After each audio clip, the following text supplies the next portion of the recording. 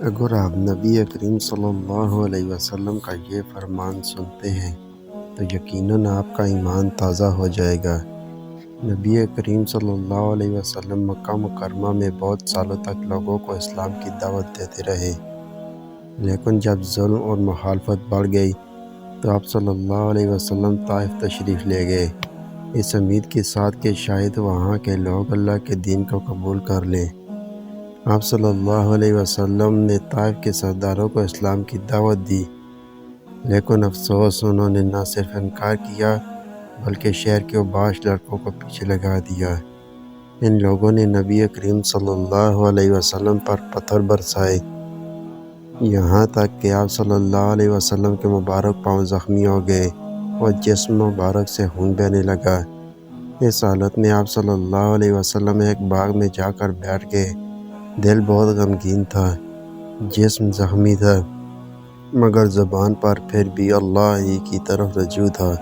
آپ صلی اللہ علیہ وسلم نے دعا کی، اے اللہ، میں تجھ سے اپنی کمزوری، بے بسی اور لوگوں کے سامنے اپنی بے قدری کی شکایت کرتا ہوں۔ اے سب سے زیادہ رحم کرنے والے، تو ہی میرا رب ہے۔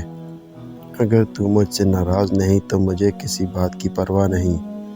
اسی طرح فرشتہ حضرت جبرائیل علیہ السلام آئے اور ان کے ساتھ پہاڑوں کا فرشتہ بھی تھا۔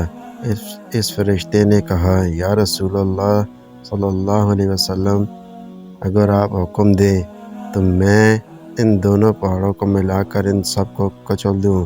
لیکن نبی کریم صلی اللہ علیہ وسلم نے بدلہ لینے کے بجائے فرمایا، نہیں، بلکہ میں یہ امید رکھتا ہوں کہ یہ ان کی نسلوں میں سے ایسے لوگ پیدا ہوں گے جو اللہ کی عبادت کریں گے۔ سوچئے، جنہوں نے آپ صلی اللہ علیہ وسلم کو لہو لہان کیا، انہی کے لیے آپ صلی اللہ علیہ وسلم نے ہدایت کی دعا کی۔ یہ ہے رحمت العالمین کا کردار۔ یہ واقعہ ہمیں سکھاتا ہے کہ سچا مسلمان وہ ہے جو تکلیف میں بھی صبر کرے اور برائی کے جواب میں بھلائی دے۔ ہمیں اپنی زندگی میں بہت سی آزمائشیں آتی ہیں، کبھی رزق کی تنگی، کبھی لوگوں کی باتیں، کبھی ناکامیاں، لیکن اگر ہم ہر مشکل پر مایوس ہو جائیں تو آگے کیسے بڑھیں گے؟ بس شرط یہ ہے کہ ہم صبر نہ چھوڑیں، دعا نہ چھوڑیں اور اچھے اخلاق کو کبھی نہ چھوڑیں۔ یہی نبی صلی اللہ علیہ وسلم کا راستہ ہے اور یہی کامیابی کا راستہ ہے۔ اگر آپ کو ایسی اور ویڈیو چاہیے تو سبسکرائب کر دیں۔